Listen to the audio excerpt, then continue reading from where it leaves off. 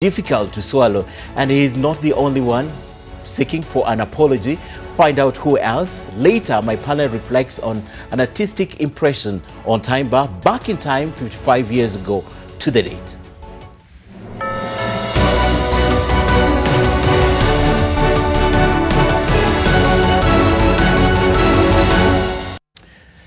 But first, my take. Now, the fight against corruption is always marred by several challenges. Among these is ethnic framing. Yet, corruption has no ethnic colors, neither does it have boundaries. Now, those engaging in corrupt deals do so as individuals. Investigators, prosecutors, and judges adjudicating over corruption cases are guided by facts and quality of evidence. Yet, the tragedy of our time is a tendency to ethnicize the war on corruption. That when a public official is arrested and charged over corruption, some people, especially politicians, tend to throw an ethnic spin around it. Thus, the common retort is that our community is being targeted. No individual goes to public office to serve a community. Appointment to the government job is determined by qualification and, of course, experience. Although we recognize that there are always deals here and there, whatever the case, public service is not a community affair. Those in public offices are required to serve all Kenyans equally. They are compensated as individuals, not as communities. Likewise, when you commit an offense or when they commit the offenses, they are culpable as individuals. We are making these clarifications following a statement by Deputy President William Ruto asking investigators and prosecutors or prosecuting agencies to be non-partisan in executing their duties. Now, this was a loaded statement coming against the backdrop of a chain of arrests and prosecutions that have affected a number of parastatal chiefs from Rift Valley backyard. It is easy to make deductions. On the other day, or just the other day, a group of members of parliament from the Rift Valley complained publicly that several parastatal chiefs from the community had been hounded out of office over graft charges. Now, this is the wrong approach to dealing with graft. We have argued on several occasions that the campaign against corruption is torturous and fraught with risks, and proceeds of corruption are usually used by politicians to finance their campaigns, and in turn, politicians seek protection or to protect the corrupt. Hence, the vice perpetuates itself.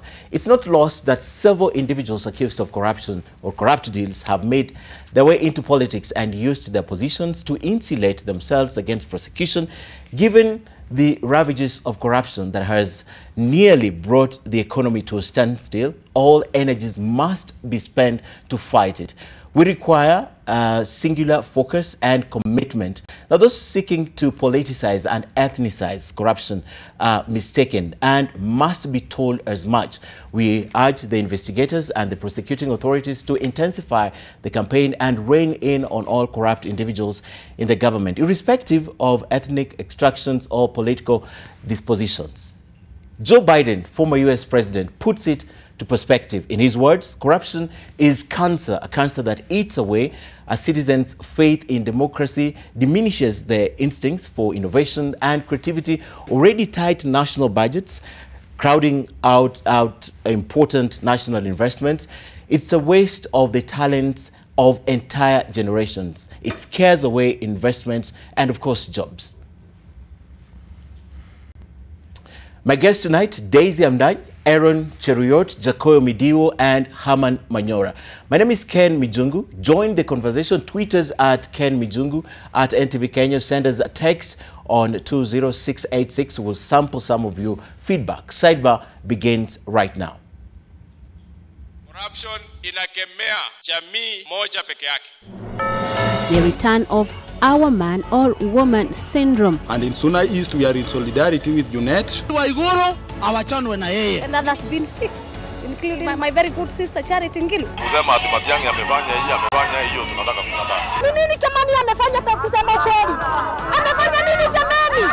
It cannot be coincidence that one community is being targeted. It is a practice driven largely by politicians for their own gains.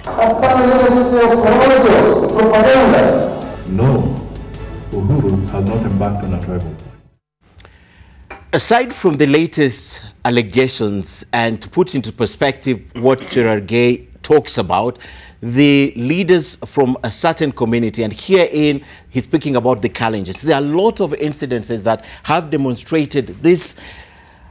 Our person, our community is being targeted. We've just mentioned a few, but let me begin there, and let me begin with Senator Aaron Cheriot from the county of Kericho. And it's a good place to begin. One, I know you don't support, you really support the war on corruption, but again, your backyard is now being spoken about as the people who are now in everyone's mouth, you know, because of corruption and because a lot of the people from your backyard have been taken to court.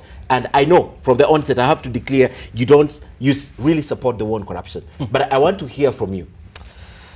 Well, Ken, and good evening to our viewers. And well, it's an interesting conversation this that we are about to have, because there are so many issues that I want to say that I'm a bit lost on where to start from. But from the very onset, let me state it myself so that it's clear to every Kenyan and also better understood by you that personally I support the war on corruption 100%.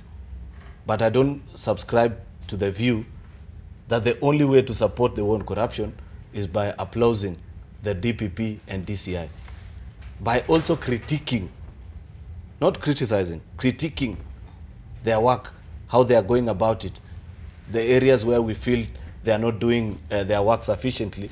We are also making them to become better. Because as a country, we are not second-class citizens of this world. If we have seen models around the world of how a properly functioning criminal justice system operates, then we owe it to the people of this republic, more so us as leaders, to ensure that those who are leading the war on corruption live up to the very best standards world over. And that is what some of us are calling. Unfortunately, Ken, there is a sustained campaign which I continue to see every now and then. Even in this current debate that you're being told Rift Valley leaders are opposed to this war on corruption and the swooping of certain parastatal chiefs from their region. To the best of my knowledge, I've only seen one MP speak about it. So how it ends up being Rift Valley leaders, you know, is a tag that we keep on acquiring. We are being shepherded into a certain scheme, because all you want to try and create is that there's a narrative that is already cast, and therefore anybody that says anything that follows that particular trend of thought, then it becomes interesting to you in the media, which is rather unfortunate. That member of parliament that spoke that way, call him, find out what are the facts that he has to support the assertions that he's making. Because I saw the other day, I've seen leaders from different parts of this country saying the same thing. But because it does not fit into this script of Rift Valley leaders, the media chooses to conveniently ignore and don't bring that soundbite. But they look for this one clip of this one senator who has spoken his mind, and he's within his right. Because we may not agree with him, but we will question him and say, please lay your facts out bare. Therefore, Ken, if we want to win the war on corruption, let us place all the cards on the table. Let us be sincere.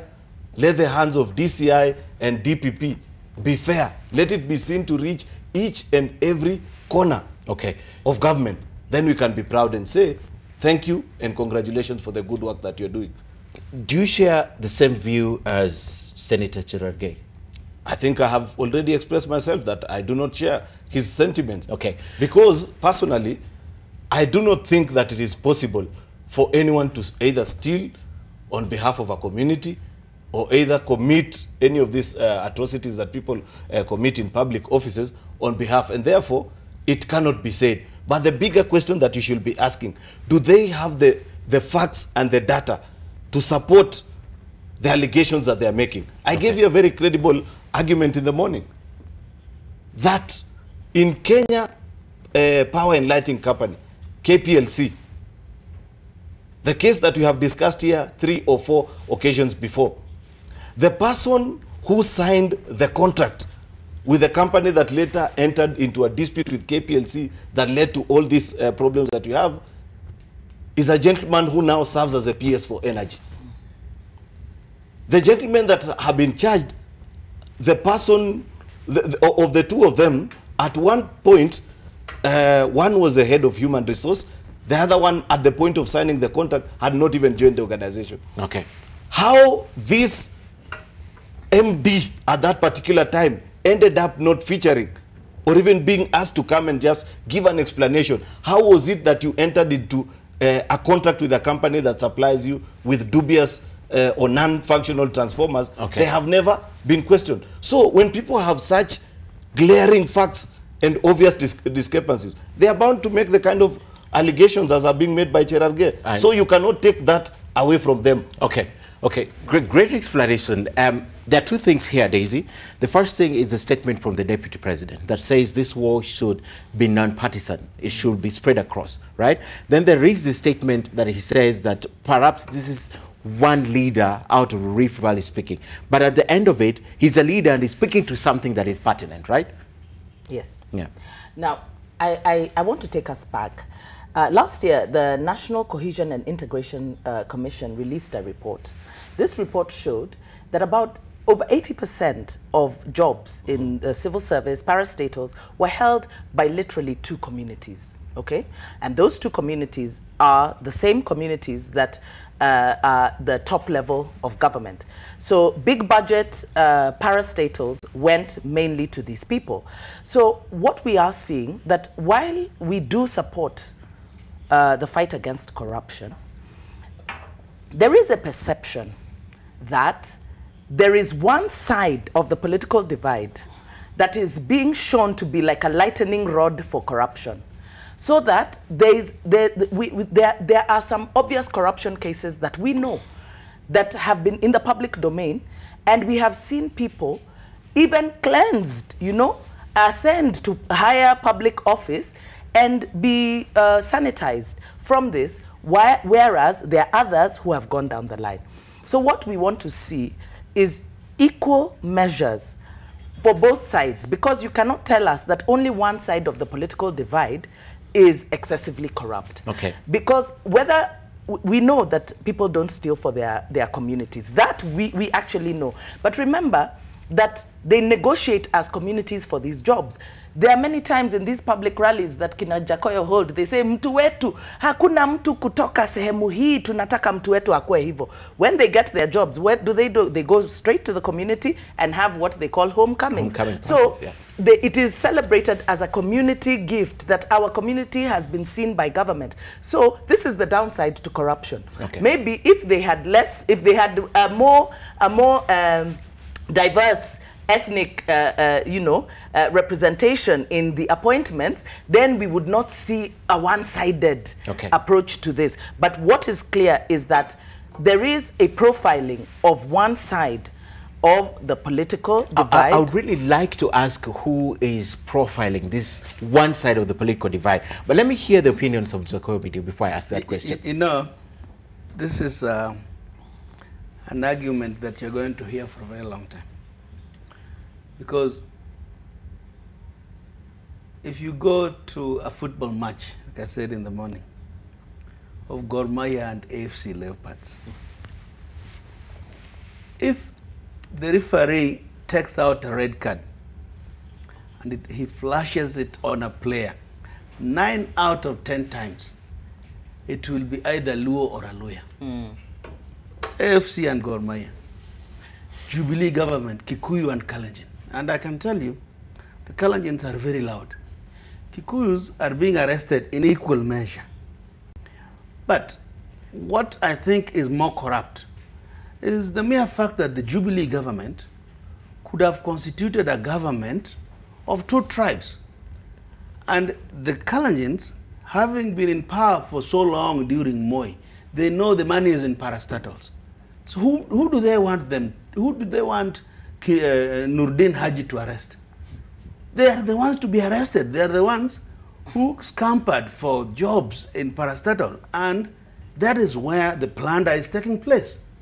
You don't want them to, Nurdin can't go arresting Agiriama, He's not working there. The person working there is the man from Chariot's village. In fact, in this thing of pipeline, most of those people are from one village in Kericho. They will be arrested, my brother. just slow down. Let me tell you, however it hurts, Kenya is undergoing a revolution, a sweet one. A sweet one.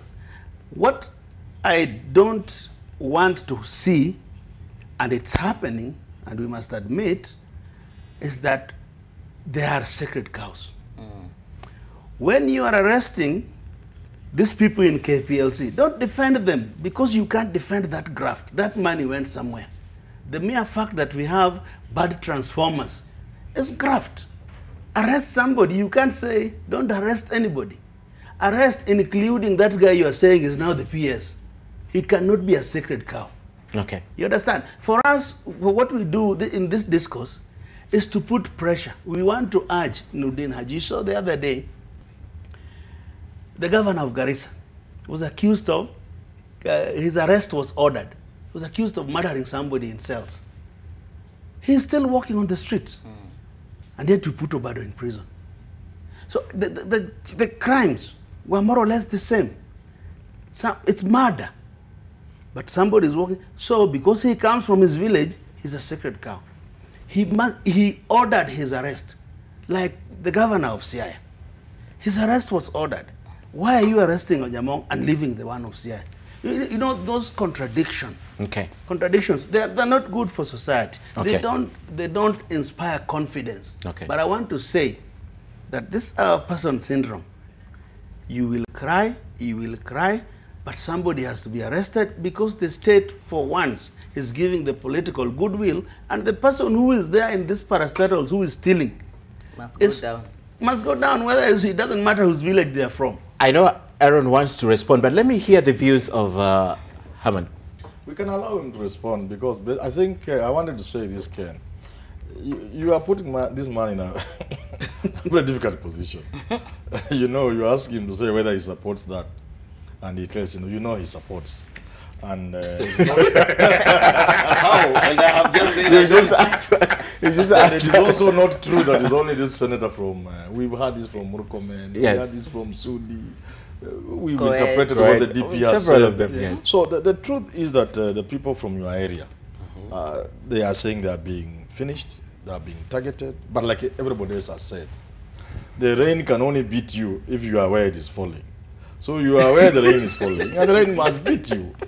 You are where the stealing is taking place, and you must be arrested. Yes. But let it not be lost really that what Kenyans are looking for, they are not even interested in this idea of Kalenjin or Kikuyu. They just want to hear at some point that 1, 2, 3 of these thieves are in committee. This is what Kenyans are waiting for. The games of, maybe Kalenjin more than Kikuyus being arrested, because the truth is, it is the two of you who are milking this country, you know? It also means, therefore, like everybody else has said, when the axe falls, it will fall on you, because like she said, you have hoarded all the good things. We have slaughtered a cow in Kenya. You have taken all the good parts.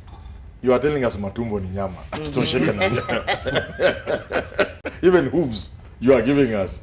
So finally, you'll be caught with this big part of the meat. But Kenyans are saying, Ken, let's begin seeing action. Okay. Yeah, that's what Kenyans are saying. They want to hear that some case has been concluded.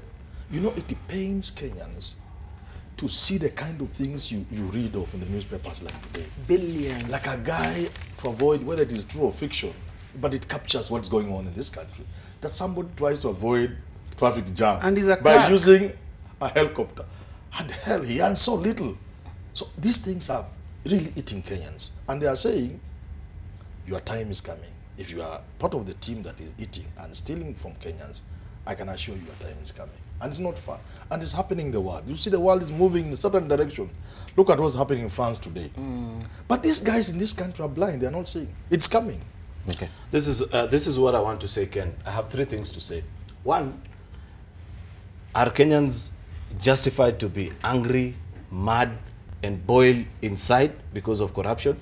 Yes. Absolutely, yes. Because corruption is eating away our country. It's not giving us a good future for a country that we live for our children. This is not the dream that we had when we got our independence in 1963. Right. That's number one. Number two, by virtue of the fact that Kenyans are angry, does it mean that we serve them anything that looks like a fight on corruption, so long as it pleases and it excites them? Absolutely no. And that is a point that some of us continue to raise, but unfortunately, you have laced us with you know, you're looking at us with tinted lenses. Like what my good friend Professor Haman is doing this evening. This guy used to be my friend when we were together on this show. I don't know what has happened to him But for the few months that we haven't been Aaron, together. Because, let me just finish, Daisy. Because when you do these kind of things that we are raising, I, for the record, haven't been opposed to the arrest of any single person. If you hear me well from morning to evening, I keep on saying, do the damn right thing. Article 49 and Article 50 of our Constitution, the rights of accused persons and the right, the freedom to a fair trial. Two very important and cardinal principles of human rights. Just observe those. That's what we are asking Nurdin and DCI. There's absolutely nothing impossible. On this issue, for example, of sacred cows, is it not a fact that when, for example, Prime Minister Raila Odinga was campaigning together with your governor, Rasanga, in Migori during the by-election, that Rasanga, while addressing a crowd, said, these people wanted to arrest me, but I just called Jacom here and my matters were sorted. It's in public domain. You know, when you see these kind of things, as a leader, more so an elected leader, who swore with the Bible and the Constitution, vowing that I will protect and defend it, am I just supposed to sit down, clap and say Nurdin is doing a good job? The citizens can do that. But as a leader, I have a responsibility and a duty to ensure that what is being served to Kenyans is the right thing. Okay. And that's my point all along. I like your point, and it's a valid point, and I agree 100%. But I want to throw the ball back to you, especially as a representative of the people. Because if you people, and now I say you as a representative of the people, Parliament, actually did what you were required to do as custodians of the public purse, we wouldn't see this kind of stuff going on. Parliament has failed to protect the public purse from the thieving hands of the political elite and their cronies. Because the noises that we are hearing right now, the Mtuwetu syndrome, these are the beneficiaries, the network of beneficiaries that are now beginning to complain. And when you listen to where that noise is coming from, the network of those beneficiaries are from the political class, the ones who actually lent patronage to that kind of corruption. Parliament receives Auditor General's reports. You have the Public Accounts Committee. You have the Public Investments Committee. We have Auditor General's reports. You people don't act on them. You do not act on them. In fact, Parliament has become a house of bribery, where you people are bribed to actually throw out reports that could recommend prosecution or investigation of these things. So it also is a bit disingenuous of you to then begin to accuse the DPP, because the DPP is also trying to work with what he has. But I do agree, there is a perception that is being created that there's a certain part of the political divide, and what we want to see is equal opportunity, is the same equal opportunities that you people have been enjoying as the Kalenjin and the Kikuyu also coming to bear also in graft. Because like you say, as much as we have the transformers that are useless, we also have some containers, medical containers that are lying in NYS yard in Mombasa, yes. that we paid 1 billion shillings for. We know about 5 billion shillings. You see? And this is unconscionable. Every day, MPs, you say that you need to increase your salaries because Kenyans are coming to you asking for money for medical and whatever. But you people are the ones who have allowed the impoverishment of these people, the collapse of our systems. So it says a lot about public administration, but also oversight on the part of our politicians. So we cannot just look. DPP has come in And for once, we have an effective DPP who is actually trying to do something. It is unfortunate that you guys are the ones who are bearing the brunt of it, but you should also be pushing, even as parliament, because you cannot come here on the streets. Now you have become twig carriers when you have the capacity to actually direct the hand of the DPP towards actually recommending the investigation or prosecution of investigation of certain persons. Okay. So I think that we must stop shifting blame. People must begin to take responsibility. Yes, let DPP do his job. Let the people who have used the benefits that have come with the political patronage and the tribalism that have given them these positions, but they actually dared to dip their hands into the public purse. They must shoulder that responsibility of doing whatever it is that they did and let the chips fall where they may. You know, Daisy, I do not think there is in any way what you're saying is in contrast with what I am saying. But I'm also saying that you also have a responsibility. The only thing that you have done is that you have broadened your spectrum of complaints about what is wrong with this country. I'm speaking to you as a legislator, that you cannot just sit here and accuse the DPP while not seeing your role as parliamentarians of being able to rein in.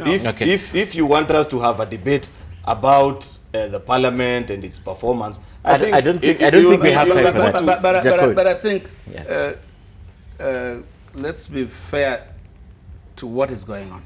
You know, this is going to be a very long, drawn-out war, because we have slept. The Jubilee government really took us back to the Moi days, from where Kibaki left us.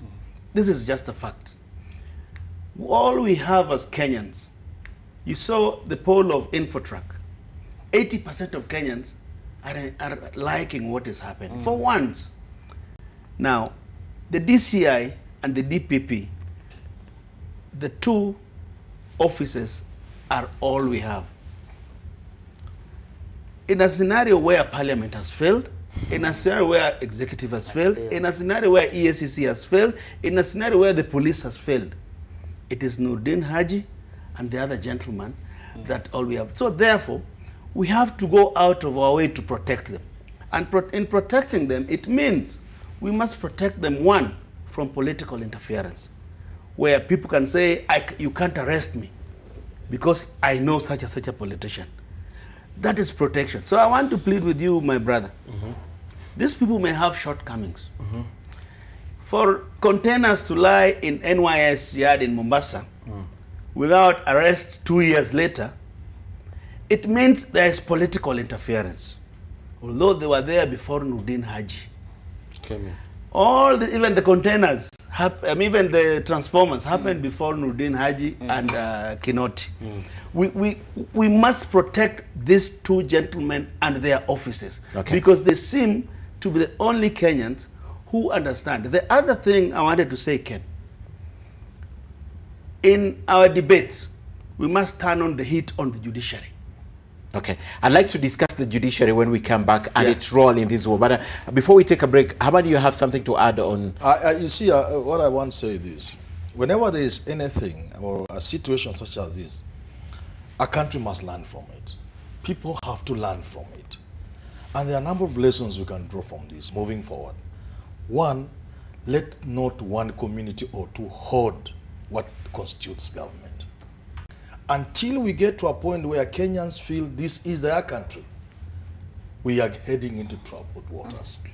Not far from now, we must make every Kenyan feel he's part and parcel of this country. That is not going to happen when, as it is now very obvious, even to those who are trying to deny or not saying, that Kenya belongs to two communities. That's not sustainable. You cannot have a country when you move that way. Secondly, we must also learn that we have been, those of us who have been lucky, God has gifted us in some way to be at a certain level.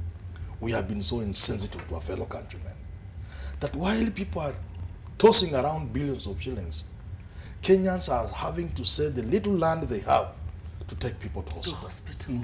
And guys are just tossing around billions of shillings. Only recently, we were burdening the taxpayer with a further tax on fuel. And yet the same person being pressed that way can see you just throw it. So we must learn from this.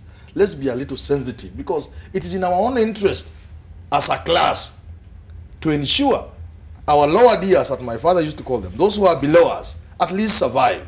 Okay. At least they can get the basics of life. The way we are running this country, and these cases now bring this to the fore, we are running this, our affairs in this country, as if 80% of the country doesn't matter. Okay. You know, can I take a break? I need to pay the bills. Then I come back and we'll talk about this. Let's take a look at some of the feedback. And as they get ready, I just like to read one from my laptop here.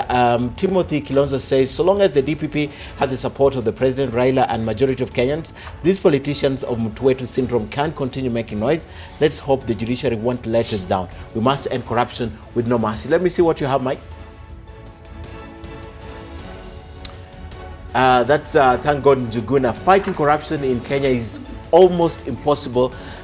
Is because of this Mtuwetu nonsense. Crimes are committed by individuals, not communities.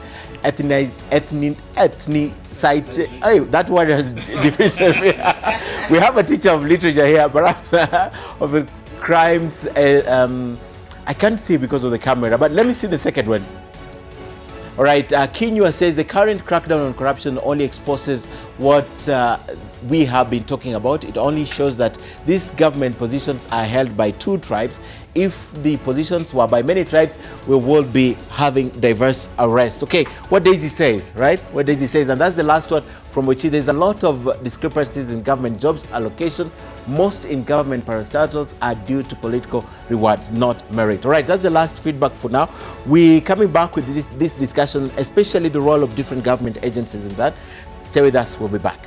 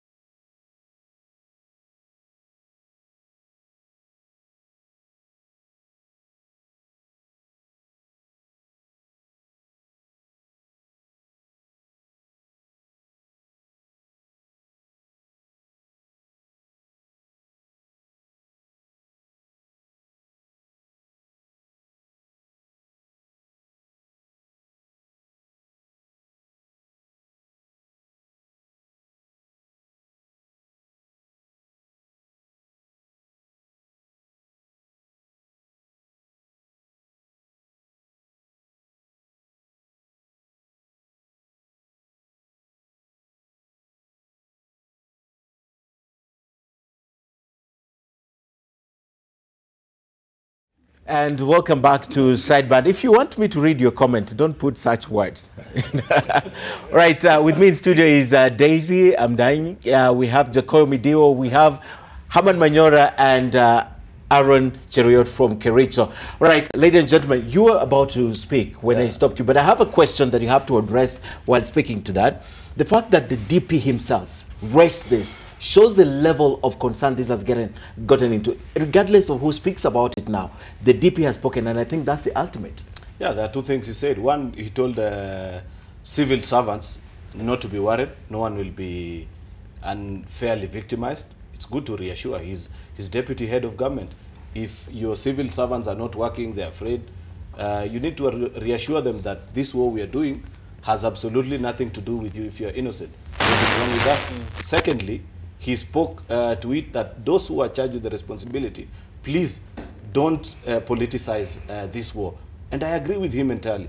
Because, like I was saying earlier, which is a point that Jacoyo, unfortunately, I think this is part of our departure with Jacoyo this evening. We hardly agree on anything, but tonight we are almost agreeing on one or two things, which is very, very, very unusual. But my main point of departure with Jacoyo, and I guess to a larger extent with also the rest of my panelists, is that how do you support DPP and DCI? According to you, it appears that only by uploading them is the only way that you can get to support them. I'm telling the three of you that as a leader, for example, I take the views of those who criticize my leadership stronger and with more detail than those who send me messages praising me how much a good leader I am. And I think if DPP and DCI want to help this country win this war, then they should listen to those of us who are telling him, good job so far, but please tell us about A, B, C, D. Why is this not happening? Why is it that people raise issues to do with maize and sugar? You're only pursuing maize, taking it so fast, but when you come to sugar, the minute the name Rai is mentioned, you grow cold feet. Is it because he's a business partner of very connected individuals in this country? Like you know, when we talk about things like Ruaraka, I don't think he's not mentioned the name. I don't think I'm very powerful. I don't think I'm very powerful in this country the way Haman wants to put it. I'm just an ordinary Kenyan, you know, who's blessed to be in this position. But I'm not as powerful as Rai and the people that are stopping DPP right in his tracks. We are telling him what happened to Ruaraka. Look at the example that Daisy is raising. That somebody went and painted containers in Mombasa, something that would have cost probably 20,000 shillings, and sold each container for 10 million shillings, you know? And the people who did that are sitting pretty in offices. When we raise such salient points to DPP, are you guys saying that I'm fighting him by reminding him that there are certain issues? But we are saying we want a clean Kenya that is completely free of corruption. The only way you do that is that ensure there are no sacred cows. And secondly, you do the process and ensure that the process is tamper-proof. Not like the things we're seeing. Aaron, do you know how you sound, Senator? You sound like, I have a thief, but there's another thief there. Where have I said that the thieves that have been caught, should it be tried? Tell me any place that I've said that. I have said other thieves also. Yes. There are other thieves that you need to go for. I'm encouraging him to do better. Even us, we are encouraging him to do better. We are saying yes, but so all thieves must go down. So no, we are assuming he has started with these ones. And where he goes wrong, Daisy, let me give you an example. Yesterday, Kenya Pipeline Corporation management team was in Milimani Law Courts, charged because of a project called Kisumu Oil Jetty. Abuse of office, they did a project out of budget, and those kind of things. Today, just after I left this studio, I went to a committee of parliament where I'm a member of energy committee. The minister with his PS who sits in the board of Kenya Pipeline comes before us as parliament, because you were criticizing us as parliament a few minutes ago, and tells us Kisumu Oil Jetty was done on budget, on time, no money was lost. Who do you want us to believe? But listen, when you have that kind of there is information, can I say something? I think I don't want to say a lot, but let me say this, Cheruiyot. There is something called common sense. The moment you allow yourself to move away from common sense, you come out very badly, even like on TV now. People know this money has been lost. Billions have been lost. You think it will take a minister saying it was not lost for us to believe it was not lost. I think between the minister and the people with the investigative authority and infrastructure, who would you believe? Would you believe DCI, EACC, DPP more than you would believe the minister? I should think so. So I don't think so. If I were to choose, who would know if I were to there's money that is lost? I'm saying if I were to choose yes, who to believe in terms of all this theft, between a minister who comes before parliament to say money has not been lost and the people with the power and the infrastructure and the authority to investigate, naturally common sense dictates. I'll believe those who have such a capacity. I've been a member of parliament for 15 years. That minister was lying. Correct. Because we don't believe him. Kenyans don't believe him. Kenyans believe Nurdin Haji and the DCI. Take that to the bank. We must protect them, and they may make mistakes because they are human. But, you know, somebody told me today, why this our people syndrome is permeating so much? It's because these people who are packed there in pipeline, they even talk, they even do meetings in their language. It's almost a Kalenjin People's Corporation. Because they know the value of that kind of corporation. This thing you keep saying, Kisumu Jeti, who side, we are not interested. Munyes was only appointed a minister the other day. And as far as I know, that is not the work of a minister.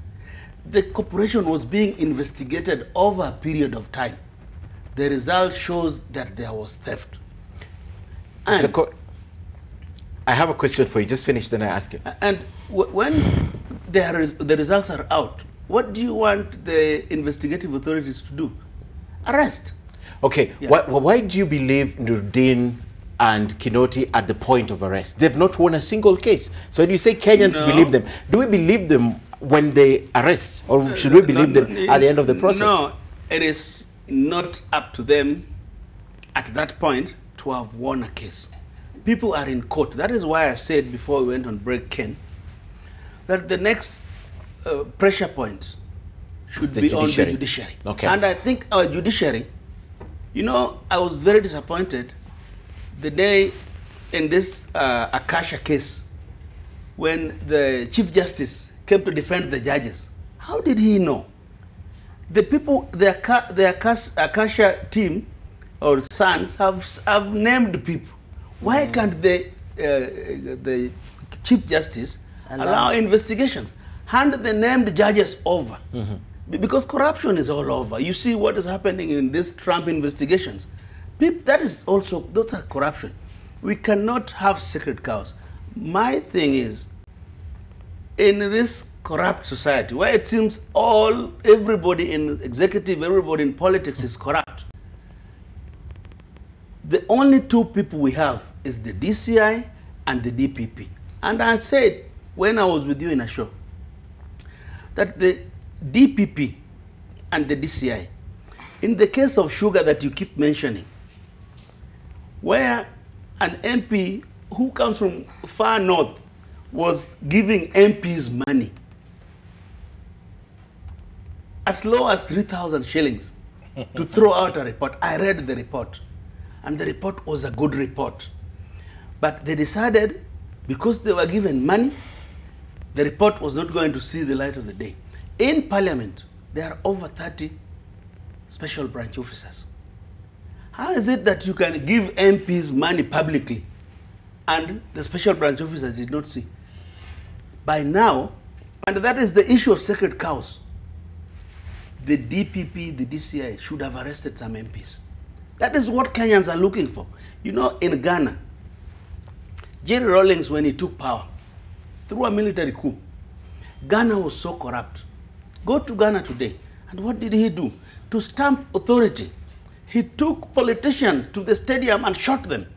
And when he said, that is enough, now I've sent a message, the public told him, take Mong, we don't care whether they are innocent or guilty, and go to Ghana today. So maybe when we are foolishly, when we are foolishly, because we said we pick anybody. No, pick. We should shoot Yes. No, okay. but if it is to send a message, so that our grandchildren and their grandchildren will live in a graft-free society, I'm ready to take that bullet. Okay. I can tell you. I want to say something briefly, very briefly. Because I need to give Daisy an opportunity. I want to support Cheriot for saying he's making his contribution, that DPP is doing a good job, but he's adding his voice so that we can move faster. A good job can be made better. For that, I want to say, but I want to remind you, instead of adding your voice by way of protecting Tuetu and Watuetu, it comes out clearly. It comes out clearly. Instead of protecting, why are you so obsessed? Instead of doing that, he's not. It doesn't even have to be you. It even doesn't have to be you. Instead of you are representing. Instead of doing that, don't make it. It's not. Instead of doing that, I want to suggest, since you are a member of parliament, yes, Hammer, can you please help us fight corruption by coming up with a law that puts a limit to the length these prosecutions can take place? Let's say if you are charged with corruption-related cases, the whole thing must be clear within 6 months. We are able to do it with the petitions. Let's do it with corruption. Yes, if you do that, my friend, you'll have made a contribution beyond saying Mutuetu has been. You know, we need to take a break. Yes. Okay. I want to remind Aaron, because Aaron is using the presence or the presentation that was made by the minister, the cabinet secretary and his PS today to justify that actually no money was lost. And I want to remind you that even when NYS was being stolen, the then cabinet secretary came to parliament and said that money was not lost, and insisted that money was not lost, and came with her PS and CS and all these officers, and they said money was not lost. And then we discovered that money was lost. The other thing is, I think that it's important, even as a leader, that we learn to support other arms of government, independent arms of government, and not cast aspersions on them. We actually do have very good investigative units. Our intelligence services actually do work, you know, and so I think that it is good to give them the benefit of the doubt. Okay. Nordin Haj, as DPP, really has the goodwill of the head of state and the people. And Kenyans are willing to support a genuine fight against corruption. Yes, they must go after others. But I think we're also being a little bit disingenuous when we stretch our hand out there. But what I do know is this: if the fight against corruption works, then it will also be untenable for other networks to continue to stand. Okay. So we must support them in what they are doing, and really not cast aspersions, but help. And Parliament, tafadhalini, protect the public purse, because the fact that so much money, billions of shillings, gets lost. I mean, we talk about billions of shillings as though you're talking about 1 shilling. It is unconscionable. And this is happening under the very clear watch of members of parliament who shift, you know, reports here and there, you know, protect people, take money to throw reports. It is unconscionable. So the same way that you want to improve the work of the DCI and the DPP, you should also appeal to your colleagues in parliament. You know, Daisy, and this is something that I'm really glad that at least there's one thing that we agree with, the three of you, that there are questions that you are also raising about this entire process and how it's being done. And that is a big plus for me, because for a long time, this country is used to either right or left. You either agree with this or you don't agree with it, which is quite an unfortunate situation to be in. If I told you, by virtue of my position, there's certain information that I access also, which members of the public don't get to access. These officers that are being told to do investigation, do you think they're Burundians or Rwandans? They are Kenyans who are brothers, who have sisters, who are our uncles and relatives. And when they tell you that some of these things you are being told, I want Daisy charged, and when you ask, charge them with what you're told to find whatever, who am I to doubt them? The investigative officer, when you have people from public procurement who help DCI to wiggle their way through the procurement law, and they tell you, we have advised these guys and told them that what was done was legal, but they are telling us you must find a problem. I mean, you expect me to just come and cheer and clap with you? No. I must be able to come out. There's certain information. There is, and I know for a fact, an extortion racket that is going on thanks to the way this war on corruption is being waged. If you ask civil servants to speak, The CEOs will tell you that on almost every other Thursday and Friday, they are being told, toa kitu or we'll put you on the list of Kamata Friday. Okay. Because if this war was being done properly and you're being told that your file is ready, appear in court, then nobody will use the umbrella of being arrested on Friday to extort from people. These are the things that we continue to raise, and we say, please, you're doing a good job, but you can make it better. Okay.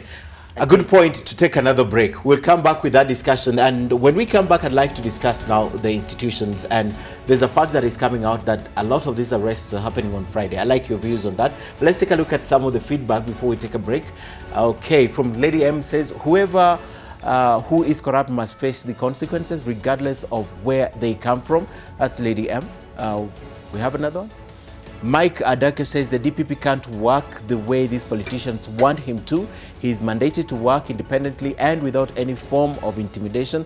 Let's agree that this country is in bad shape today because of corruption. And the final one, Mike again, so far DPP and ODPP are doing what is within the power to ensure that anyone stealing or has stolen public funds is brought to book. We are also expecting to see more arrests of these so-called sacred cows.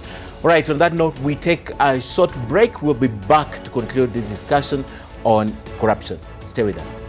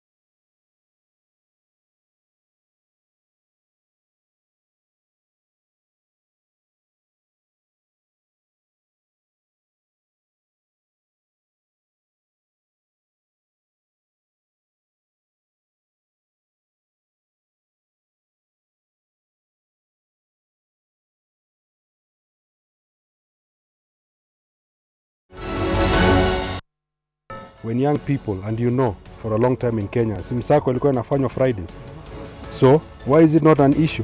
Because some high-ranking individuals are now being arrested on a Friday. Suddenly it's an issue. As far as we are concerned, it is legal and it is proper, and we will continue with it. Yeah, and there are reasons as to why we are doing it. Yeah, and I have no apologies to make. I'm sorry. Now this has been Aaron, your reaction. No, let me get the first bite. Yeah, about that. About that. Yeah, Kamata Friday. Yes, because I think it's a wrong thing. I engaged Give Mugai the last 10 years. And I said, this thing that a policeman arrests you, even if you are a known person, a known civil servant, you're a member of parliament, and they take you to prison, why can't they tell you, give you summons to go to court? Appear tomorrow at 9 You know, because you are really innocent until proven guilty. And we must do that. What the DPP has said, he is wrong. And I hope he doesn't get rogue. Hope he doesn't get rogue, because that thing is illegal. You cannot keep somebody from Friday until Monday against the wishes of the Constitution. What he is doing, he cannot call it legal. And we want to support him. But when he gets rogue, we will disagree with him. You'll call him out. We will call him out. Yes. And we want to really protect him. But he must not misuse the goodwill that we are giving him. You can arrest somebody on Wednesday, you can arrest somebody on, and there's nothing wrong with summoning people. Issue summonses. Can I be the devil's advocate? I want to speak for Kenyans. You see, what Jacoy is saying, it's understandable. But you want red carpet for thieves. No. Because as it were, Jacoy Mediwo, Kenyans are saying they are not happy with the idea that when these fellows are arrested, they are taken to Integrity Center where they are babysat. They are not taken to places where other Kenyans are taken. They are taken to Mdaiga police station. Their families see them. They eat well. We see them when they appear in the court. They are clean. Another Kenyan will be dirty. Kenyans are not happy that when these guys go to industrial area, you know them. They are put in the juvenile section.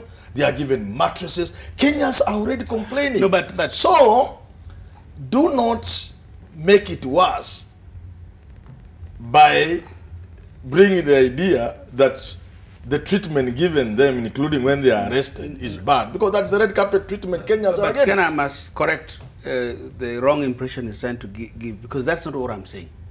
I'm talking for all Kenyans. As we speak, a policeman is busy arresting somebody for nothing in Siaya on a Friday. But they will be taken to court on Monday. And you know, basically, you are mistreated in these police cells. We don't even have, we give this department so much money, they have not made them fit for human consumption. I thought Akomodi did that when he was the leaders are supposed to have made those places fit. Anybody from a police, and you cannot blame the police for this. Because the state, this money is put there to be stolen. The money does not get to these penitentiaries. So what I was saying, the other day, MCAs were arrested in Homa Bay, brought to Kisumu, then they are taken to court and they said, you will be brought back to court after 14 days. So they are taken to Kodiaga. You know, this system, we must clean it up. The judicial system, the judiciary, what happens after, we must clean it up. That is not the work of Nordin Haji. His work is to investigate and prosecute. Okay. I want to agree with Jacoyo. Let her go first. Okay. I do want to agree with Jacoyo to the extent that, first of all, I think being arrested is humiliation enough, you know, because I do think that there's an element of, you know, really wanting to humiliate and dramatize this whole fight against corruption. And in the process, we could actually end up losing the plot. the Constitution is clear. It says that if a person is arrested, they should be charged within 24 hours, yeah. okay? And we know that the courts are not working on Saturdays. So we know that the intent of Kamata Friday is to put them in over the weekend. You know, to put them in. Even that Msako that DPP has talked about, you can still go and even bail your guys out over the weekend. Yes. You know, you can bail them out. You can get police bond and then you get, you know, a notice to appear in court. So I think that it is humiliating enough when a public servant, especially a senior public servant, is arrested. And we shouldn't, the application of the law should not be done with the intent to humiliate. It should be done with the intent of wanting to see justice done. And so I think that the DPP should be careful about how he goes about it. And you know, we need to have equal application of the law. That's what I'm saying. And he shouldn't defend those things which are really patently not right within and the to you, confines what of is the law. wrong is arresting on Friday. What happens? Well, no, the thing is, you can be. There are times when investigations would fall in at such a point where you would be arrested on Friday. But now what we are seeing is that Friday. Arrest Kamata Friday is happening with the intent to humiliate, to keep guys in coolers for the weekend. You know, it's a good thing. Kenyans have always been arrested on Fridays. Yeah, and even this Friday, now it is falling on you big people. Now you know, oh, it's bad. That's what Haji says. Listen, Ken. Yes, I'm so excited because slowly by slowly, the three panelists that are here with me are continuing to agree with me on the inconsistencies that exist in this one corruption. You've just seen the way Nurdin is speaking. And he's forgetting one thing, that when you arrest a Kenyan and you go out of your way to be a sadist and try to humiliate him by all costs, he's forgetting that he's not the judge. He's a prosecutor. Yes. There will be a judge who will either agree with him and say this person is guilty or disagree with him and set this person free. Is he forgetting that Kenyan taxpayers' money has been used in the past to pay for people who are prosecuted wrongly, malicious prosecution, and we paid billions of shillings? That money, I'm almost asking him a similar question to what his member of parliament, Eden Duale, once asked another person. It will not be out of his own pocket as DPP. It will be our money as Kenyans. Therefore, it is in our best interest to tell him, my friend, do your work within the confines of the law. Constitution. There's And nothing you know, impossible. Let me just raise one issue. Yes. You know, yesterday, in Kisumu Cereals Board, people were arrested. And an intelligent guy called Wekesa, who works for EACC, he said because the anti-corruption court did not sit today, and tomorrow is a holiday, he gave them a police bond. Yes. That's the way it's supposed to work. And you know, this is a common, that is how civilizations work. What they need to do, this guy, since he's so, is all we have, him in the DCI, why can't they put Maraga down and say, give us a corruption court? Let it even be mobile. There is a corruption court. So do not an anti-corruption court, so that you don't criminalize people. You don't arrest people on Friday to punish them before you prove their guilt. And you know sometimes, just 30 seconds, and you know sometimes it even gets to Monday, then he appears before the judge and says, I need more days to round up my investigation. Why were you arresting people in the first place if you had not concluded your investigations? He's behaving like those old police officers back in the day who will just walk in the street and pick all the young people and say that because you are young, it is a crime. Then they will put Bangi in two and other things on the others and say, there was a time when English was something to be spoken by a few. Now many Kenyans speak English. There was also a time when a TV was not something for everybody. Now everyone has a TV and they are watching us. Even as you complain about a guy being arrested on Friday, there are people in the remand prison for 20 years, 15 years, yeah, there's a 10 lady years. that I saw in the news. They have not been tried. The delays are unimaginable. Some of these people will finally be proved innocent. So you are making noise about fellows. If you see the circumstances under which these people are arrested, the kind of thievery that has gone on in those places, and the kind of impact it has had on Kenyans in this country, and you make fuss that these agencies are arresting people, whether it is Kamata Thursday or Friday.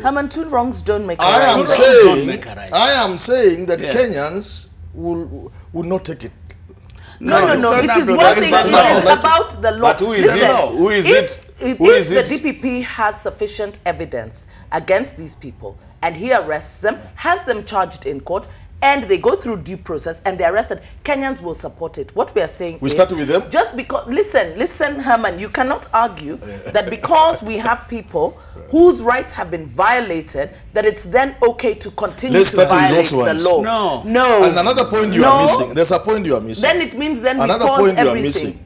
Why do people steal in this country public money? Because it is easy to steal. Yeah. Well... It's enjoyable. You enjoy the proceeds. And there's no shame. If anything can bring shame, we want to get to a point where you drive home a Mercedes. Suspending the law. Where you drive home a Mercedes and your wife or husband or son or daughter tells you, hey, daddy. How did you get this Mercedes? We want Kenya to be ashamed of corruption and stealing. Yes. So let's drag them through anything. Let them get no question for Herman. Yes. Herman, today in one of the papers, in one of the dailies, there was this... And when you read those papers, you feel like crying. Of course, there is no good news in our newspapers. You can almost get... My question to you, what would you recommend for that clerk at NHIF? Yes. Who was basically a clerk employed at 50,000, then he, for some reason, a receptionist gets into the tender committee. Yes. Then he goes and buys 8 houses at 160 million. Yes. What I would recommend for them? Yes, because you seem to want to suspend the law. Nobody suspend the law. You know, what you're proposing is... The investigative authorities, they let Mijungu say, they've already garnished the property. So the guy must go through due process. What I'm saying, you know, that same person, he also has children that you're saying are worried about this. Yes. What we are being treated to in this country is that our children are growing through graft. We want them to be the problem is structural. Problem is structural, and when you want to change things, you must set up structures. And the reason why we put the 24-hour limit in our constitution, and I'm one of those people who campaigned for Kenya and said 20% is bad. We knew about the people who have been in remand for 20 years. That's what we were trying to end. It must end somewhere. Then we finish the backlog. And Maraga, thanks to his efforts, he has said, let us finish the old cases. You know something small. You know something else. Do you know something? Let me tell you. Do you know this, thanks to these kamata things, there is less stealing going on. Guys are scared. And that's what we want. We want Kenyans who steal from Kenyans to know it doesn't pay to steal. We want them to know we can come for you on a Friday. And we want even our courts, and that's part of the laws you should put in place. But it is not in law. I'm saying, no, there's nothing wrong. It's not illegal. There's no way it's written. You can only arrest somebody on a Monday. No. Haman. Is it written anywhere? No. Haman. So Nudin is right. Arrest them on Fridays, give them tough bail terms, and I'm speaking for Kenyans. But you can also arrest them on Monday and give them tough bail terms. Kenyans are very unhappy. Kenyans are very unhappy that they see people who, by their own admission, have sold air and gotten hundreds of millions of our money doing lipsticks in court and then being given very flimsy bail terms, very cheap bail terms. Listen, Kenyans are not happy. I speak for Kenyans. They're not happy. Haman. They want people to be arrested on Fridays. Let me call you Mohammed. So yes, that now you are talking. Yes. Now you have your new name. Yes. You are older than me. By far. Therefore, you should know. No, he's my father, not my grandfather. Yes. You should know the history of this country far better than myself. I do. I have read it. Yes. You have lived it. I have lived it. There should be a difference. Correct. You know very well what Jacoy is telling you is true. Correct. That previously in the past, there have been instances where when we allowed the kind of power that you want us to give to DPP and DCI, how it has been used to abuse the freedom and rights of other Kenyans. Okay. And that is why when we voted for this constitution, we included this very important clause. Article 49, Article 50. Rights of accused persons and the right to a fair trial. Has he violated any of those? Extremely. Has he? He continues to violate them every day. 24 hours. Number one, he violates the 24-hour. Number two, he continues to plead in each and every of his case that people should not be given bail. That's what Kenyans want. What the hell is that? But Kenyans don't want these people to be given given a constitutional right. You cannot. But it is also conditional. It can be limited. Yes, it is true. Because some of these people are also possible flight risks. But when you make each and every of your case, you don't want people to get bail. Surely, no. I think some of it is also because of the frustration. And also another thing that I don't want you guys to forget is that when this war began, it appeared as if judiciary was almost being cowed into it. They were being intimidated, and they were very lenient on bail. But the last 2 or 3 weeks, thanks to people speaking out, almost all the suspects that have been presented before court have been granted bail, which is a good thing, because we are saying, and you continue to argue like this, Herman. Out of the 10 or 9 people that you're calling thieves, there may be 1 or 2 who are innocent. Correct. What will happen to them after you have publicly humiliated them, you've kicked them out of office, then tomorrow the court doesn't agree with you and say, these people are innocent. The court may say the only remedial action that is there for DPP is to ensure that throughout this particular process, he is fair and doesn't go out of his way to cause injury or harm to these people. In fact, what Jaco is telling you is true. The DPP has said something. I wish in a proper functioning... You are a leader. Yeah. I may not access the DPP. For you, it's almost automatic. He has said he will continue to arrest them. Yes. And he has been done before, and he has said, importantly, he has reasons. Why don't you approach the DPP and ask him, as a leader, what are some of these reasons? No, I disagree. I can't negotiate with him the Constitution. He has not violated the Constitution. Prof, the history of this country, during the Nyayo era, people used to disappear, only to surface later. After the police have driven them to Kwale from Nairobi, then they drive you to Busia until you confess the things you never did. That's why we put in law that people must be produced in court. And sometimes, you know, these cases about parastatals, like this kinsman of Chariot, you know, a lot of people get arrested and all those people cannot be guilty. Common sense. So when you take them there and keep them for a long time, like this case of NYS. What is a long time to you, Jacoya? A long time, like that, the NYS team, you know how they were denied bail, like through. And they said the trial would begin like a week later.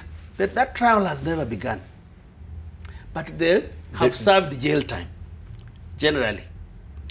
We said, charge them so that they come out and sort themselves out. The people who think they're innocent or they even know they are guilty and they want to play around with the law, they go and look for lawyers and all. That is the work of lawyers. Okay. Let us clean our society. We are not the first civilization to do this. It works better everywhere. When done the right way. When done the right way. We cannot have a repugnant past to determine our future.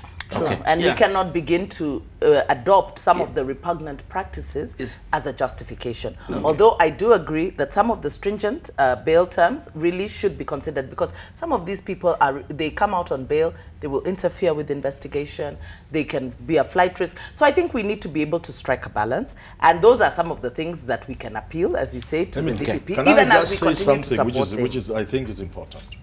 You know, people set up institutions to make them live in a civilized way. And one of these key institutions is the judiciary.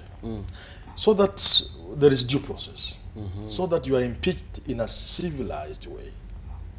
But when you, the leaders of this country, completely hold people in contempt, when you steal from the public in a manner and in amounts that you steal, and you smile in court, and you are told, go and come back after a month or 2, and the people are watching, the people will impeach you. But that is... Listen, it's not going to take long, Ken, before people in this country begin to impeach you directly. Therefore, I'm advising you, let Nur Haji Din, whatever his name is, do his job. Let Kamata continue. You should, in fact, be asking Nurdin, why don't you create space in our jails by removing so many of our innocent brothers and sisters who are there and create room for the leaders who are stealing? I think even the president has made that request. That's good. But I think the problem really, Ken, It's in our fabric as a society. We must deal with the system of education, our value system, because when you say that somebody who steals $1 billion is different from somebody who steals a shilling, that is where you miss it. The mere thought that you can be a thief is what is criminal.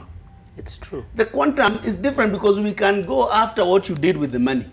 But the mere fact that everybody, all politicians, all civil servants, they take public offices and the first thing they imagine is the opportunity to steal. That to me is what I have a problem with. Okay. Because I think what is criminalized in law is not the quantum of what you steal, it's the idea of theft. Yes. And we don't want Nurdin to eventually lose this war. Yeah. We want him to win. And the only way you can win is right by way. playing it the right way. Okay. The way he's going about it. I agree. I mean, You'll never agree. Yeah. By the way, Nurdin has the people's support, including ours, all of us, we support him. Interestingly, And I'm looking at the them. responses, and 100% of Kenyans are with Kamata Friday. Yes. That's absolute. I'm telling you, I speak for Everyone Kenyans. who's tweeting about it says, let it continue. All right, gentlemen, I'd like to go to the last topic. We have about 12 minutes on the clock to do this. And let's first listen to this.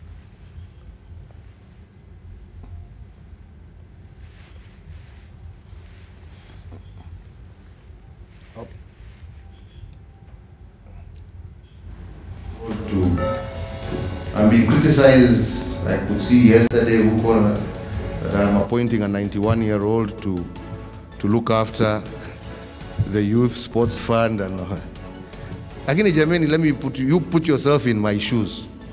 Ukiona vile watu wanaiba pesa, and this is money that we went and we passed the other day because we want to see how we can use this money to support us for our health programs, for our sports programs, for our arts programs, and these are programs that will benefit you. Alafu tuseme tupatie kijana, mimi afadhali nikae na huyo mzee bwana achunge hiyo pesa itumike vile inatakikana. Bwana.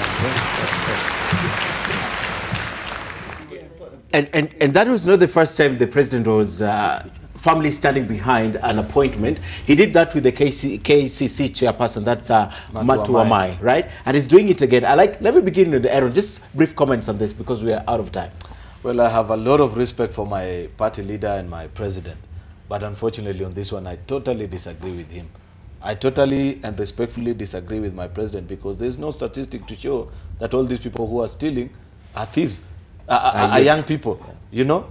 Just the same way we are saying they don't come from any community, I don't think there is an age disparity in this thing.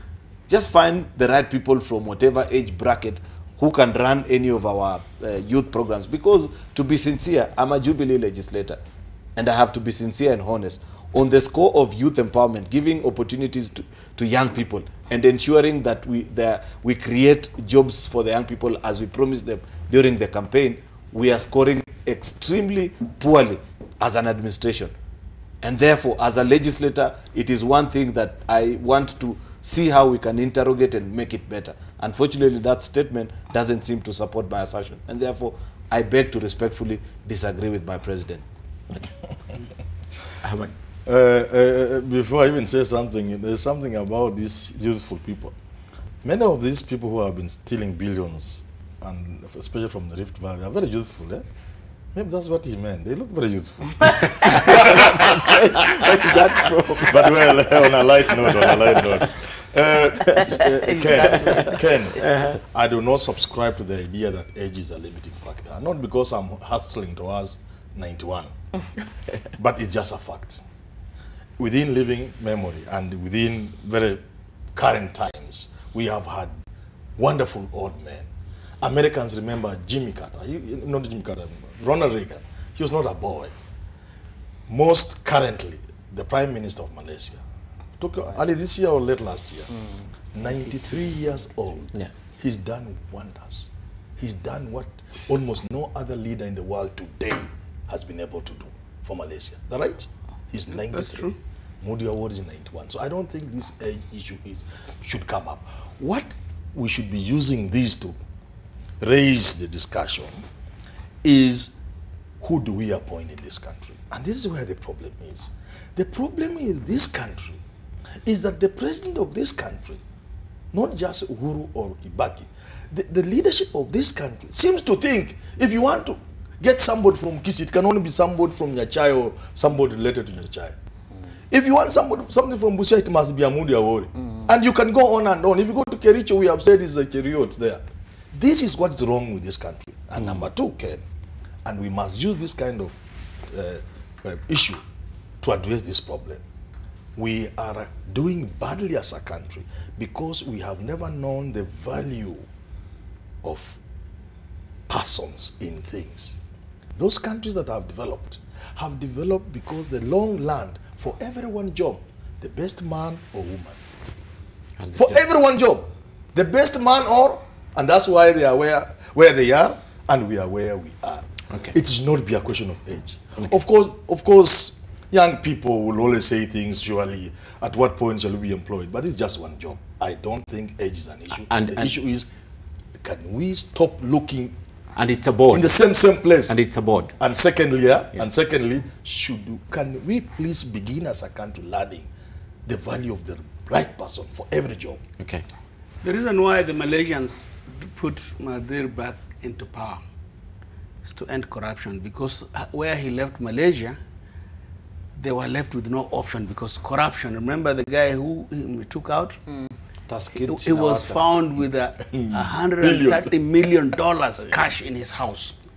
He was a thief. So the guy it was his idea. It is always said it only takes one man to change a society. The George Washingtons, the Winston Churchills.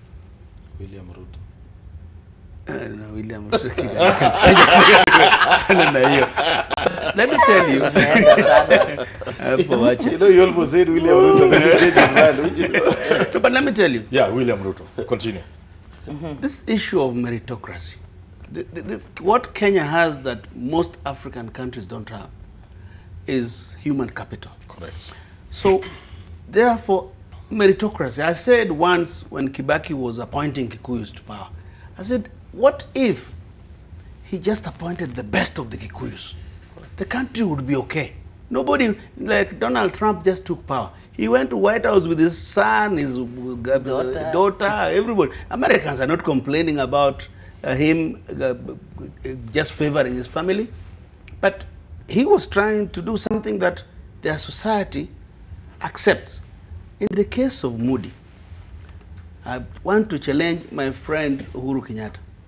Go and listen to what you have just said. Moody has never been a sportsman.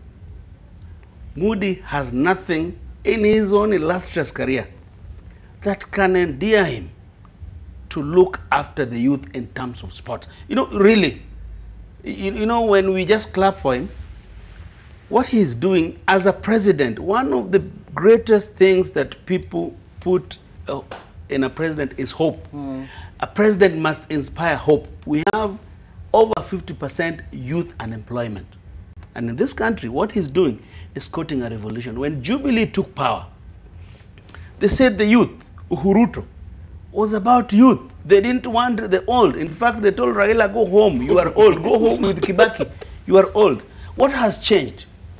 What has changed that what he is doing is not good for our country.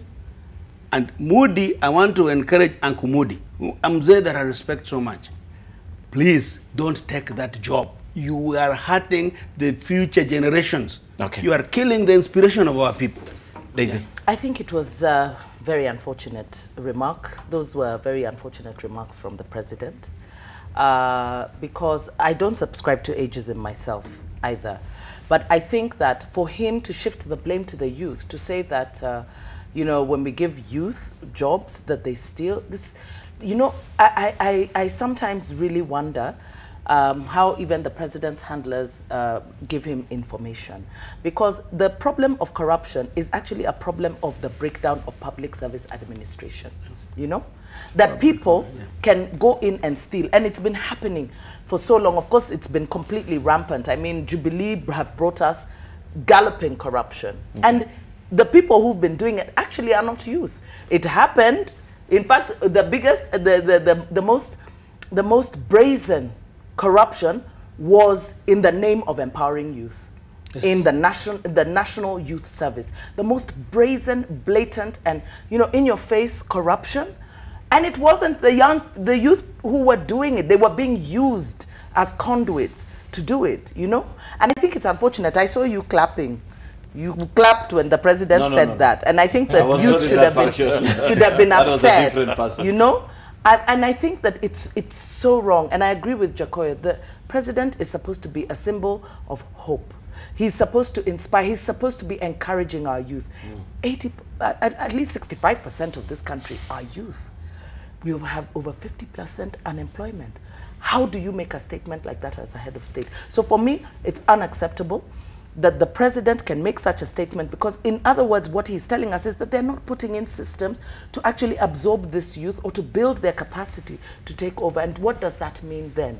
You know, 2 years, 2 campaigns, 2 terms of the campaign has been focused on the youth. And if there's one group of people, well, let me say 2 groups of people that the president has shortchanged because he has used them as campaign tools, it is youth and women. Okay. And when you look at the faces of the billionaire thieves in this country, they are not youth. Newspapers. They are not used. They are young men and where's the vijana? No, by the way, Haman, you cannot and I think it is wrong, because those are, you know, that kind of profiling is also what is killing our youth today. Being young in Kenya is almost criminal. People are being gunned down simply because they are young, and they look energetic. People are being gunned down. Young people are being denied opportunities simply because they are demanding for opportunity. I think we need to be careful the kind of statements that we make as people, because if our youth continue to hear these sound bites from people like Manyora, from people like the president, then they will have no other option but I like us to close this discussion. I've kept you here very long. So I'm going to show you a cartoon of the same discussion we're having, and then you comment about it, and it's your last opportunity, and you can also wish, like Mheshimiwa here has to wish your constituents or your county happy New Year. Yes. Let's take a look at this. Jamhuri Day and everything else.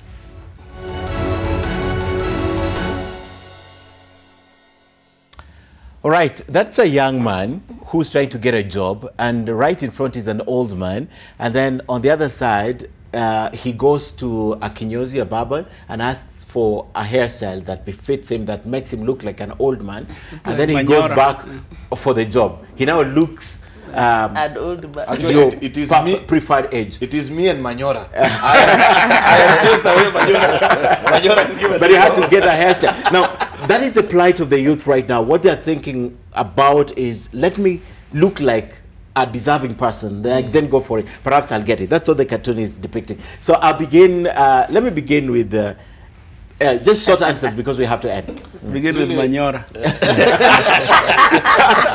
Actually, for the purpose of this discussion, I am Manyora.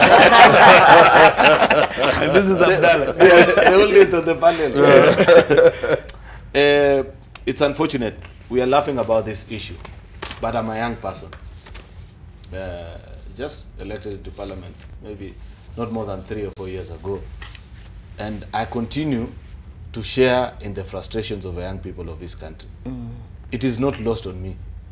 Sometimes I see the little privileges that being a member of parliament has extended to me, but I have never lost touch with how it used to feel for me 5 or 6 years ago, when I used to try and come into NTV here, just looking for a job, and you're told, drop your CV here with a watchman. Today, these ones who salute nowadays when you come in, that is the struggle of the millions of young people in this country. And it's unfortunate that on each and every other occasion that we get an opportunity for them to either advance their cause, we still do not believe in them. Yet, 70% of the population of Africa is youth. That is a population that we depend on, that we rely on to change the fortunes of this continent. We must have a serious dialogue.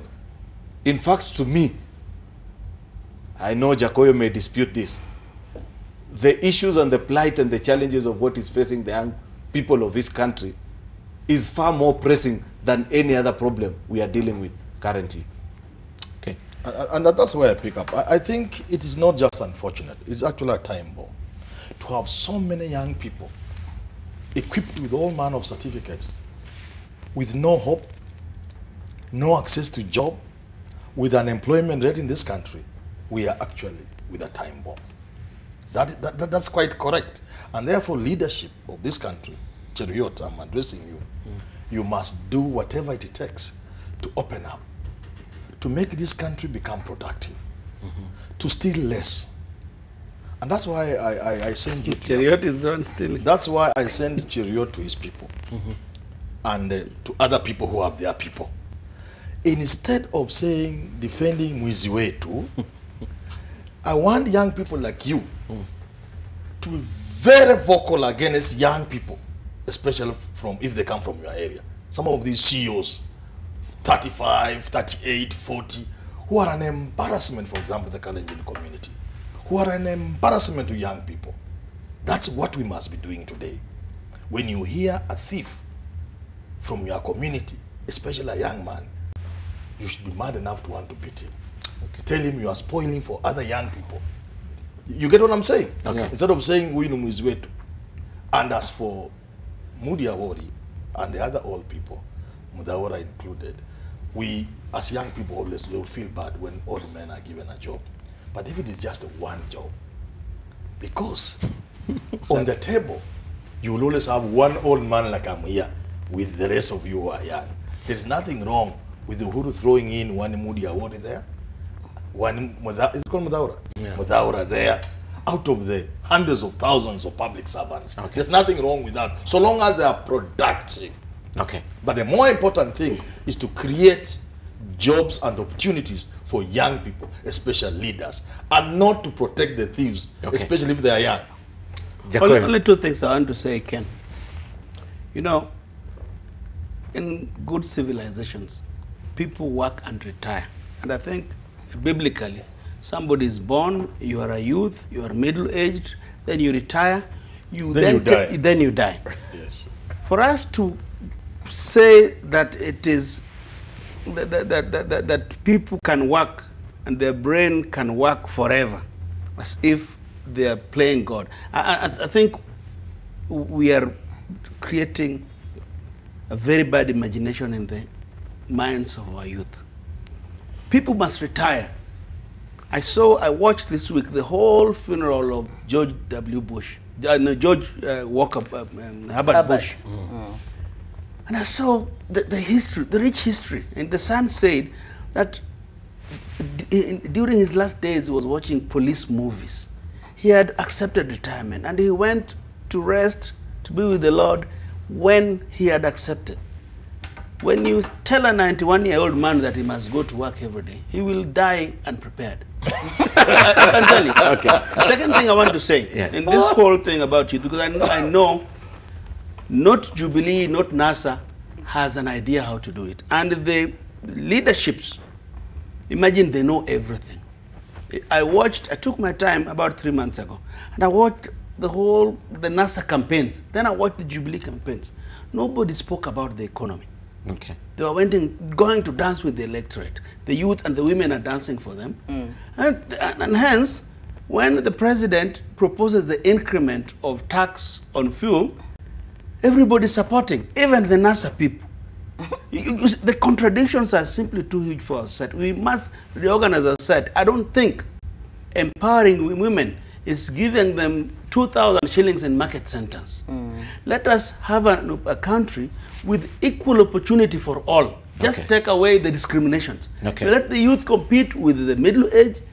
There are many people who are youth. Look at the Prime Minister of Canada. Look at the President of France. They're youth. Austria too. You know, so I think we need to free ourselves from this repugnant thinking. Okay, Daisy, finally. I want to just say one thing that I think all of us need to remember is that Kenya, we haven't even begun to tap the potential of our country, the immense potential in this country, both in terms of human resource, in terms of natural resource, in terms of other opportunities. And I think that our leadership needs to begin to really set its mind or their minds towards creating that enabling environment, creating opportunities. You know, we are constantly seeing a focus on bringing in foreigners. Kenya is being set up so that foreigners can come and invest. There's very little that is being done in terms of generating productivity among Kenyans, okay? So that even this mindset of that, you know, we have to wait for people to be appointed and we have to wait for people to get jobs. We need to create an enabling environment. Kenyans are very innovative. Even the young people. The fastest growing sector is the SME, and this is Kenyans using their innovation to create those opportunities, to create opportunity for them to earn an income. And so I think that the government really needs to employ itself on how it can generate the productivity of Kenyans and give opportunities for these young people, for the women, for everybody in this country to maximize their full potential. I think it's unfortunate that we continue to see our youth as problematic, you know, as opposed to seeing them as a potential that can be tapped for our benefit. And so we need to revise our thinking. And I'm hoping that even as, you know, the president makes a speech tomorrow, that he's actually going to speak about some of these things. Because after the things that we've been doing, the economists in Treasury seem to be very lazy. You know, it's very lazy thinking to think that the way to generate income for your government is to tax the people or to sell, you know, the parastatals and whatever. Because next year's budget, how will they finance it? Will they sell us? You know, so we need to start thinking more creatively. Okay, a good place to end our discussion. And just as we look at the feedback, I'd just like to put one up from my laptop. The rest assured that the DPP was watching. Yeah, they have just tweeted something. You can pick that from my laptop and highlighted the rights of arrested persons. It's right there. So they've given us the Article 49 that Aaron was speaking about, saying the 24 hours after being arrested, all that factor that we're talking about. So they've heard, the DPP has heard, especially your concerns on Kamata Friday. All right. Yeah. He has heard, eh? Yeah. He's heard that. All right, before we do the final part of the show, let's take a look at some of your feedback now. You're doing a good job. All right, that's from Footballpedia. The judiciary is slowing down the fight against corruption by just giving bail and bond to those people. It's almost predictable. Assumptions of innocence is just another loophole in our system. Our judiciary is so corrupt. Tarakanit Finance says, let them get arrested on Friday. Let them get that experience when they stole. They didn't consider it was which day and how it would affect Kenyans. All right. So they stole on any day. Let them just be arrested on a Monday. So Friday is okay. And the final one, the Kamata Friday has been happening to the common Mwananchi. The red carpet thieves should get used to Kenyans it. On the war on graft, let there be no sacrifice. Kenyans some of your feedback, a lot of them still online. We'll try and tweet and look at them if we can. And finally, a day like this, that's 55 years ago, several Kenyans were gathered at State House Garden to celebrate the Jamhuri Day. 4 out of the 4,000 at the garden party guests were Mau Mau generals. If it was today, then the 4 generals will be mingling with the VIPs at the State House grounds. They will be decked in khaki uniform with picked caps. They were all from Nyeri, the 4 generals, and they were Kibera Gatu, who was arrested in 1955, Kimba, Kamwamba, and Ndugu, who were arrested a year later, that's 1956. If not, it's not so clear, this picture you're seeing right now. Now, the late founding president, Jomo Kenyatta, is in that picture. So is the British Colonial Secretary, Duncan Sandys, and the Governor General, Malcolm Donald. And also in the picture is the Duke of Edinburgh. Now, the lone lady you see in that picture is Indira Gandhi. She was an Indian politician, a stateswoman. She was the first and to this date, the only female prime minister in India. Suffice to say, she was the daughter of the first Indian prime minister. At midnight of the 12th of December, Kenya became free. Now, Kenya joined the Council of the World at a minute past midnight, just in a few minutes, about 6 minutes, as the green, red, and black, and of course white standard broke where a moment before then the Union Jack had flown. Now, the lights dimmed suddenly at midnight in the arena and the Union Jack in total darkness. A moment later, the lights came back and Kenya flag was slowly raised. A good place to end tonight's show, just 6 minutes before that date 55 years ago. Now, this is the last Sidebar Live of 2018. Happy holidays from the entire Sidebar team right here, led by my very able producer, Rosalie Karanja. Merry Christmas and a Happy New Year. We'll be back next year, and thank you for sharing this with us. Asante sana. Asante. Thank you.